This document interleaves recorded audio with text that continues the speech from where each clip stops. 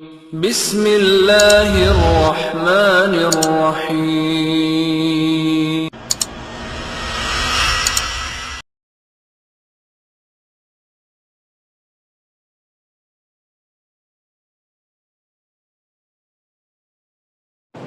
हर क़िस्म जी तारीफ़ अल्लाह रब्बुल आलमीन जे हक़ में। सलात व सलाम मिणी रसूल मथे ख़ुसूसन आख़िरी नबी मुहम्मद अरबी सल्लल्लाहु अलैहि व आलिहि वसल्लम मथे। मोमिन जो हिकिड़ो हथियार है। इह हथियार के मार्केट ऐं बाज़ार में नथो मिले। मोमिन वटि हिकिड़ो हथियार है जंहिंजो निशानो कॾहिं ख़ता नथो करे। मोमिन वटि हिकिड़ो हथियार अहिड़ो पिणु आहे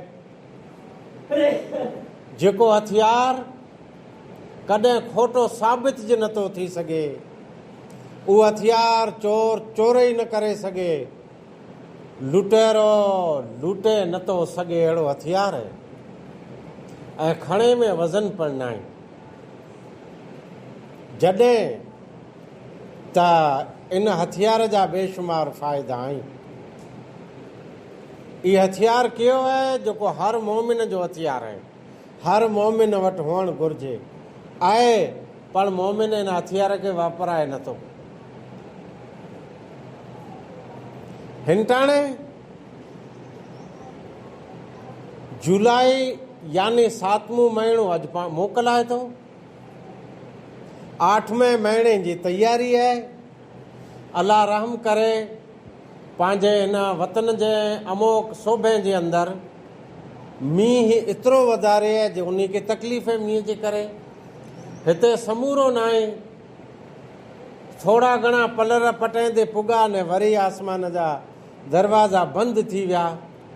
तकलीफ़ उन खे वधारे मींहं जे करे आहे। पां वटि न आई तंहिंजे करे तकलीफ़ आहे। ॿिन्ही पासे तकलीफ़ खरी।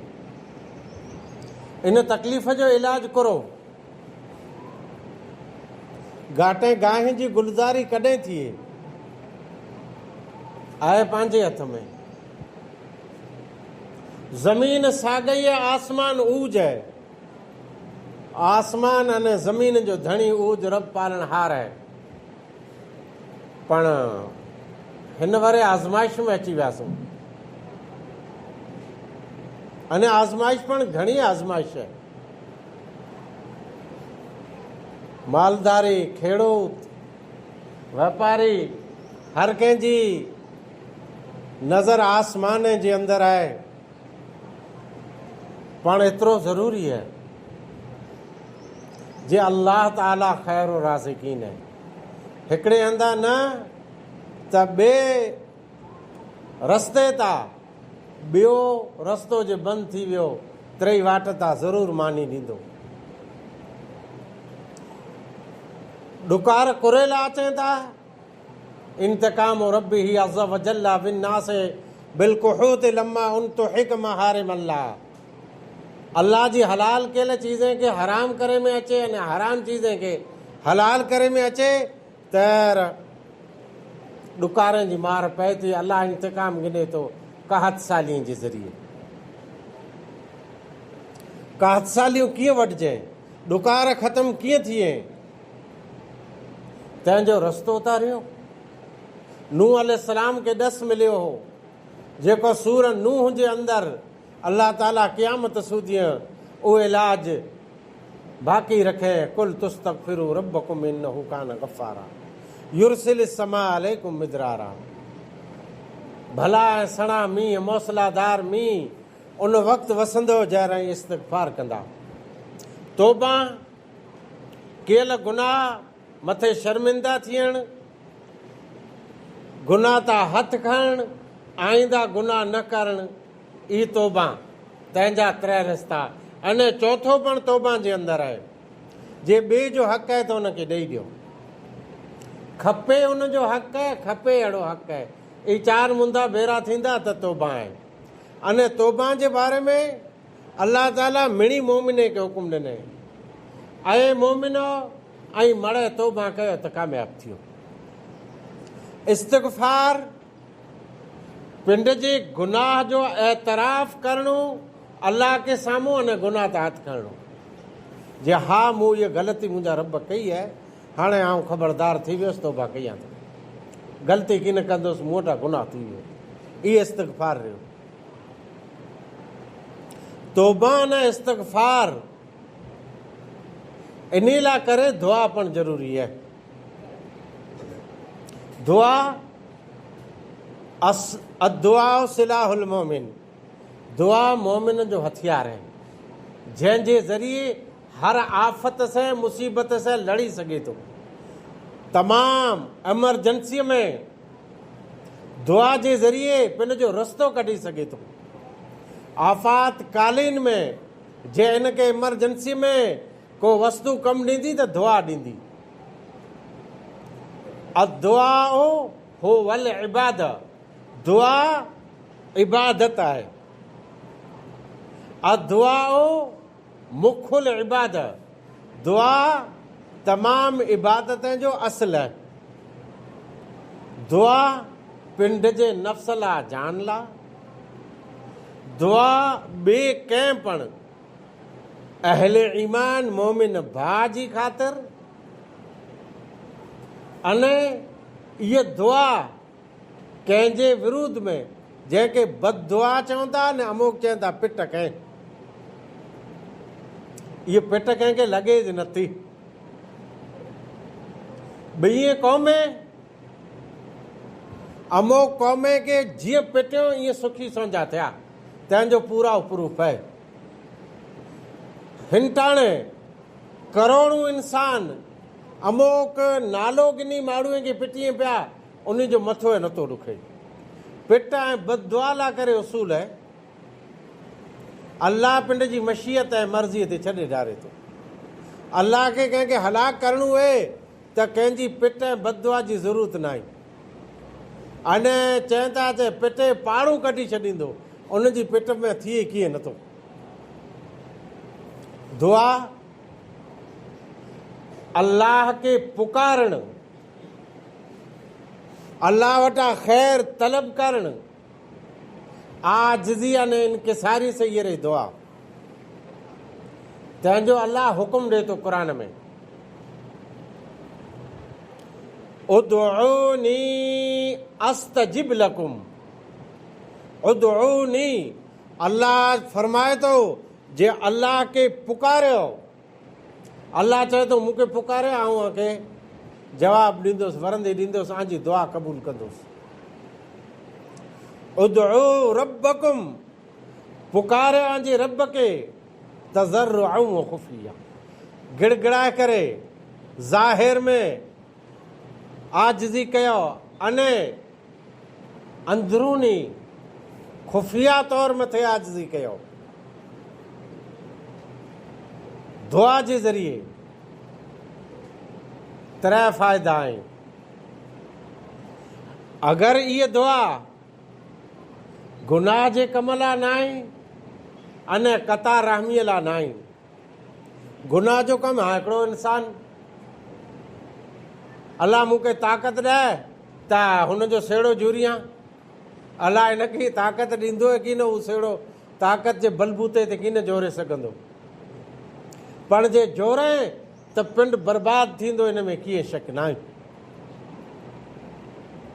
गुनाह जे कम लाइ दुआ न आहे, अने क़ता रहमीअ लाइ न आहे। क़ता रहमी एतिरे कुटुंब खे तोड़णो, इहे जे दुआ न आहे। बाक़ी जेतिरियूं भलाई जूं दुआऊं आहिनि त दुआ जा 3 लाभ आहिनि। पहिलो त लाभ ई जे जेकी मङो था इहा अल्लाह ॾेई ॾे, रोकड़ो ॾेई ॾे। मौलाना अब्दुल रहमतुल्लाह अलैह अल्लाह वटां मींहुं मंगिया, अल्लाह मींहुं ॾेई ॾिनई। नबी सल्लल्लाहु अलैहि वसल्लम जुमे जे ख़ुतबे में अल्लाह वटां मींहुं मंगियो, अल्लाह मींहुं ॾेई ॾिनई। जेको वस्तु मंगो इहा अल्लाह ॾेई ॾे। कंहिंखे सिहत जी ज़रूरत आहे, कंहिंखे औलाद जी ज़रूरत आहे, कंहिंखे छाए खीर जी ज़रूरत आहे। हर इंसान जी अलॻि अलॻि ज़रूरत आहे। इहा ज़रूरत अलाह के साम्हूं ई पेश करे, इन लाइ बहितर आहे त अलाह इन खे ई ॾेई ॾींदो। जेकॾहिं एतिरो ई अलाह वटां मंगियो, एतिरो मंगियो जंहिंजी हद न आहे, अने इनकी वस्तु न जुड़ई त ॿियो फ़ाइदो आहे। आफ़त जेको अचे थी इहा हटी वेंदी। दुआ टकराए आफ़त खे हटाए छॾींदी। दुआ जो फ़ाइदो आहे। दुआऊं आफ़ात अने बलियात के मुसीबतनि खे हटाए छॾीनि थियूं। हाणे दुआ घुरे पियो न, इनखे ठोकर लॻी, ज़िंदगी आज़माइश में ॾुख में अची वई त पोइ इन वारी दुआ केॾांहुं वई। टियों फ़ाइदो आहे, इन ई दुआ जे ज़रिए जेको अलाह वटां एॾो ई मंगियो, एॾो मंगियो, न इनखे हिते जुड़ई, इन दुआ जे बदिले कोई इन जो सिलो न मिलियो। आज़माइश पण आवे, ठोकर लॻी, हाणे इनखे वधारे लाभ मिलियो। इन दुआ जे ज़रिए आख़िरत में क़यामत वारे ॾींहुं अजरनि जा वॾा, हिमालया खां वॾा ऊंचा पहाड़ हूंदा, वॾा ढेर ढिग हूंदा नेकीअ जा। ई ॾिसी न ताजुब कंदो जे हेॾी मुंहिंजी नेकी न हुई ही मुंहिंजे अमालनामे में, त अलाह फ़रिश्तनि जे ज़रिए चाराईंदो त ही उहो तुंहिंजी आजिज़ी इनकिसारी रही, जेको गिड़गिड़ाए मूं वटां मंगंदो पियो वए, तंहिंजो लाभ तोखे हिते थियो। इन जो मतिलबु इहो आहे त जेको पाण दुआ घुरूं था, ई तीर फैल विञे ज नथो। अलाह चाहे त पाण खे ॾेई ॾे, अथवा इन जे ज़रिए आफ़त हटी वञे, या आख़िरत में ज़ख़ीरो पियो, इन में कीअं शक न आहे। दुआ मुसीबत जे वक़्तु, परेशानीअ जे वक़्तु, इज़्तिराब जे वक़्तु, ॾुख ऐं ग़म जे वक़्तु सिर्फ़ु न सिर्फ़ु अलाह हिकिड़ो तंहिंखे पुकारे में अची वेंदो। अम्मन युजीबुल मुज़्तर इज़ा दआ, मुज़तर परेशान इंसान, तंहिंजी फरियाद केरु सुणे थो? उनजी फरियाद सिर्फ़ु अलाह सुणे थो। आदम अलैहिस्सलाम परेशान थी विया, जन्नती लिबास जटिजी वियो, जन्नत मां ॿार कढे में आया। उन लाइ करे उन वक़्तु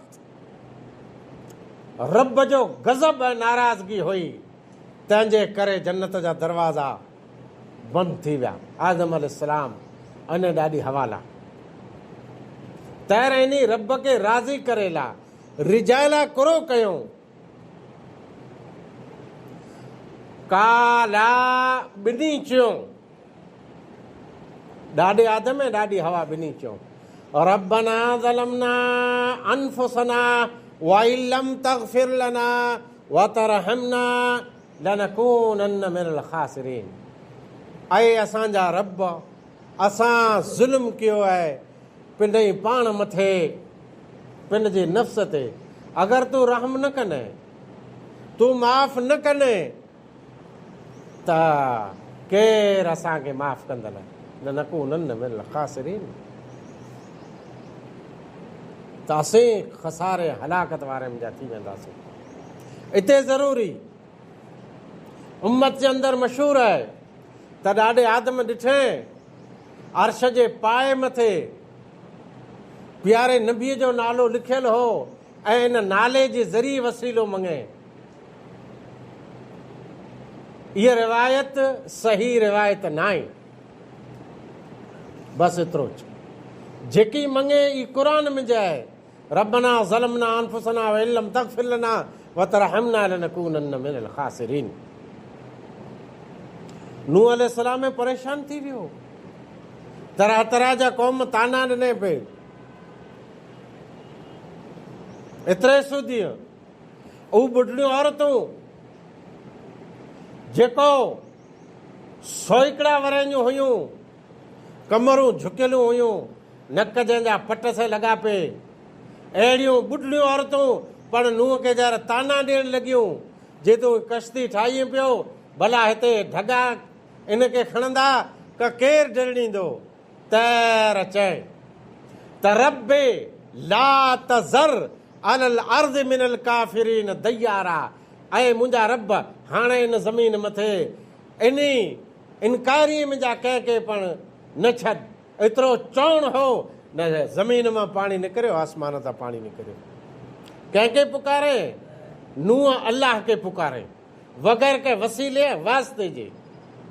न का नूह जो ॾाढो आदम सफ़ा ओॾो हो। हज़रत यूसुफ पिंड जे पे हज़रत याकूब वटां विछड़ी वियो, वरे जा वरे गुज़री विया। ॾुख हो पुत्र जो, बेहद गम हो।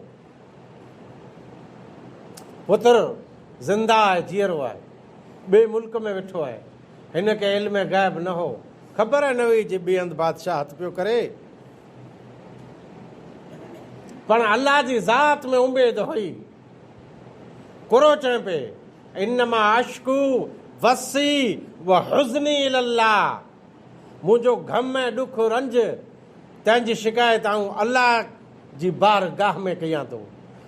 कंहिं बि क़िस्म जो कोई ॾुख हुए, अंबिया अलैहिस्सलाम जेको हिन धरतीअ मथे जंहिंजी शख़्सियत ज़ात ऊंची, उहे नबीअ पण अलाह खे पुकारींदा हुआ। मूसा अलैहिस्सलाम फिरआउन जे करे मुल्क छॾे वञे थो, सैकड़ो किलोमीटर दूर। उते ॾुखी ऐं परेशान हिकिड़े वण हेठि वेही करे कुरो चए थो, रब्बे इन्नी लिमा अंज़लत इलैया मिन फ़क़ीर, ऐं मुंहिंजा रब जेकी तव्हां नाज़िल कया तंहिंजे बारे में आऊं त मोहताज आहियां। अलाह जा नबी अलाह खे पुकारी पिया, अलाह जा नबी अलाह खे आजिज़ी से सॾु पिया कई। ई सिलसिलो अचे पियो बीमारी जे मौज़ूअ ते। वैद नादा अयूब अलैहिस्सलाम जो टाइम आयो, बीमारी लाहक थई ऐं ख़तरनाक, वरे जा वरे बीमारी, मड़े हथ कढी विया। अहिड़ी बीमारी तैर कंहिंखे पुकारे? केॾा नायर न हलाए, केॾा चादर की न हलाए, आसमान के सामे फरियाद हलाए। अन्नी मस्सनी अज़ुर्रो व अंत अरहमुर राहिमीन, ऐं अल्लाह तूं अरहमुर राहिमीन आहीं, मिणी खां वधारे रहम कंदल तूं आहीं, ऐं मूंखे तकलीफ़ लाहक थी आहे। कश्ती हलई पई, यूनुस अलैहिस्सलाम खे फॻाए छॾियो दरिया जे अंदरि। हुकुम थियो मछलीअ खे, मछली गेल आहे। कई ॾींहं समंदर जो अंधेरो, मछलीअ जे पेट जो अंधेरो ऐं राति जो पण अंधेरो, ऊंधाई मथां ऊंधायूं। अहिड़े मौक़े ते हेॾा मछलीअ जो पेट आहे, दांह वञे थी डायरेक्ट, न टावर न नेटवर्क न मोबाइल न बैलेंस, सीधो वञी आसमान खे चीरे करे ई आवाज़ ला इलाहा इल्ला अंत सुब्हानक इन्नी कुन्तु मिन ज़ालिमीन, तंहिंजी सदा ने फरियाद आसमान ते पुॼी थी। कंहिंखे पुकारियो ते नबीअ, सिर्फ़ु अल्लाह खे पुकारियो ते। ॾुख जी हालत में अल्लाह खे पुकारियो ते, सुख जी हालत में अल्लाह खे पुकारियो ते, हर हालत में अल्लाह खे पुकारियो ते। पाण ते मुसीबत तकलीफ़ लाहक थिए, पाण खे अल्लाह खे पुकारियो खपे। अने जेको अल्लाह खे नथा पुकारीए, अल्लाह सवा ॿिए खे हाजत रवा, ॿिए खे मुश्किल कुशा, ॿिए खे दस्तगीर सम्झनि था। क़ुरान वमन अज़लमु वमन अज़ल्लु वमन अज़ल्लु मिम्मन यदउ मिन दूनिल्लाह मन ला यस्तजीबु लहु इला यौमिल क़ियामा व हुम अन दुआइहिम गाफिलून व इज़ा हुशिरन नास कानू लहुम अज़ाअ व कानू बिइबादतिहिम काफिरीन। मिणी खां वधारे रस्ते खां हटियल, सीधी राह खां भटकियल उहो इंसान आहे जेको अल्लाह खे छॾे ॿिए खे पुकारे पियो, ॿिए खे हाजत रवा सम्झे थो ऐं ॿिए खे मुश्किल कुशा सम्झे थो। पर देख चढ़ई कुनी जी, कुनी कयो खिच कयो त मींहुं वसे, अलल ऐलान उहो कुनी बंदि कराई। जे कुनीअ से मींहुं कीन वसंदो, खीज रधे से मींहुं कीन वसंदो। हिते आजिज़ियूं इनखे सारियूं करणियूं पवंदियूं। हिते अल्लाह के साम्हूं दिल जे अंदर जी आह वो बुकाह करणी पवंदी, तंहिं पुठियां मींहुं वसंदा। मिणी खां वधारे गुमराह हू शख़्स आहे जेको अल्लाह खे छॾे ॿिए खे पुकारे थो। उन खे पुकारे जंहिंजी हैसियत क़यामत सूदीअ हिन जी फरियाद जी नथो सुणे। मल्ला यस्तजीबु लहु इला यौमिल क़ियामह व हुम अन दुआइहिम, दुआ जो लफ़्ज़ आहे, इन जी दुआए खां हू गाफ़िल आहे, बेख़बर आहे। उनखे ख़बर न आहे जे फुले जो हार खणी आया आहीं या ऊंची को मूं ते पेड़ी खणी आया आहीं, उनखे अंदरि जेको पियो आहे उनखे ख़बर आहे न आहे। वहुम अन दुआइहिम गाफ़िलून व इज़ा हुशिर अन्नास, क़यामत वारे ॾींहुं जहिड़ मड़े बेरा थींदा, जंहिंखे पुकारियो पे इहे उथींदो। कानू लहुम आदान, ही जेको पुकारींदा तंहिंजो दुश्मन बनी वेंदो। वह बेइबादतिहिम काफ़िरीन, अने उनजी इबादत दुआ तंहिंजो इनकार कंदो। जे मूंखे कुरेला तो पुकारे ते पुकारे ज न आहे, मूं कॾहिं चयो जे अल्लाह खे छॾे मूंखे पुकारजा। दुआ फर्ज़ नमाज़ में पुठियां क़बूल थी थी। थोड़ा ॾींहं थिया कंहिं मस्जिद में हुकूमत जी तरफ़ां लिखाण करण आया। पुछियो मस्जिद जे आज़ू बाज़ू में घर, चयो 40-50 हूंदा। नमाज़ी आहे, नमाज़ी वीहारो खनि मुश्किल 5 टाइम, खाली जुमे में हाज़िरी है। कुरो ज़रूरत है, एॾा ख़र्चा है मस्जिद बनाए जी, जे तो उम्मत नमाज पढ़े ज नथी। अलगर्ज़ फर्ज़ नमाज पहिरीं तंहिं पुठियां दुआ। अने बांग चालू थी ने दुआ, हाँ तैर पा हथ खड़ी त दुआ ना मंगणी, खाली ज़बान से एॾा बांगो बांग ॾे पियो। आख़िर चयो जे मौला तूं मींहुं वसाए, इहो एतिरो काफ़ी है। अल्लाह तूं हुन ॾोसल ते रहम कर, माफ़ी ॾे, बाज कर।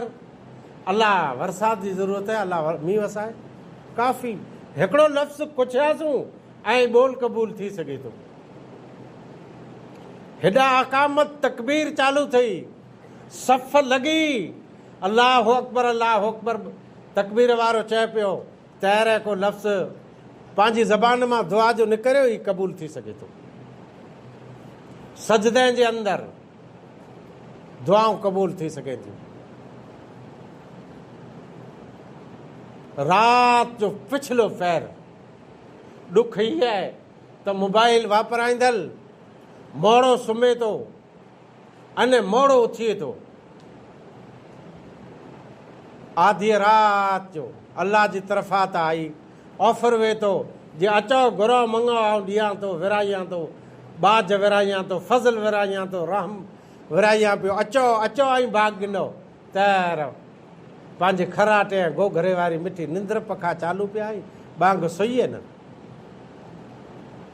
ई क़ीमती टाइम हुअनि था। जुमूर जुमे में पण हिकिड़ो टाइम आहे, इन टाणे पण दुआ क़बूल थी थी, रद्द नथी थिए। तंहिं सवाइ कई अहिड़ा इंसान आहिनि जंहिंजूं दुआऊं क़बूल थिए थियूं, कई जॻहियूं जी दुआऊं क़बूल थिए थियूं, पण जे हराम खाधो त दुआ रद्द थी वेंदी, इन में कीअं शक न आहे। हिकिड़ो शख़्स मज़लूम आहे, दौड़ी अल्लाह जे घर में किरियो, अल्लाह खे पुकारे पियो, दुआ रद्द थी वेंदी। कुरेला मतअमहु हरामुन व मशरबहु हरामुन व मलबसहु हरामुन व गुज़िय बिल हराम। दुआ लाइ करे वसीलो आहे। पहलो वसीलो ई आहे त अल्लाह ताला जा नेक नाला अस्माउल हुसना व सिफ़ातुल उला जे ज़रिए दुआ घुराई वञे। दुआ जो वसीलो आई रहियो, दुआ में वसीलो आहे कुरे जो वसीलो, पिंड जेको भलाई ऐं नेकी कहे, अल्लाह जी तौहीद मथे रही करे, प्यारे नबी जी सुन्नत मथे रही करे, जेको इन नेकियूं कहे इन पिंड जी नेकीअ जा वास्ता ॾे, ईज दुआ जो वसीलो आहे। टियों वसीलो आहे नेक जीअरो इंसान, इन जी दुआ जो वसीलो नेक पण आहे, जीअरो ज़िंदा आहे, मौजूद आहे, इन जी दुआ जे ज़रिए वसीलो आहे। बाक़ी जेको वीचारा वफ़ात करे विया, जंहिंजूं ज़मीनूं तक़सीम थी वियूं, जेको बचनि खे माठ न कराए सघिया, जंहिंजूं जाइदादूं विराजी वियूं, जंहिंजी ॿनीअ वरनीअ जा वारिस ॿिया थिया, उहो अल्लाह जे हवाले आई। नेकूकार जहिड़ा आई अल्लाह जे हवाले, उन्हनि जी ज़िंदगी पूरी थी वई, उन्हनि जो जीअरे मथे कोई वास्तो ऐं हक़ हाणे न आहे, उहे जीअरे खे कहिड़ो लाभ ॾींदा जेको कुटुंब खे लाभ न ॾेई सघिया। अलगर्ज़ दुआ मोमिन जो हथियार आहे, दुआ जी सख़्त ज़रूरत आहे। मिणी के तौबा ताइब थी करे अल्लाह रब्बुल आलमीन जी बारगाह में आजिज़ी इनकिसारी कई खपे त रब्बुल आलमीन को रहमत जा अब्र वसाए। आमीन। वाखिर दवाना अल्हम्दुलिल्लाहि रब्बिल आलमीन।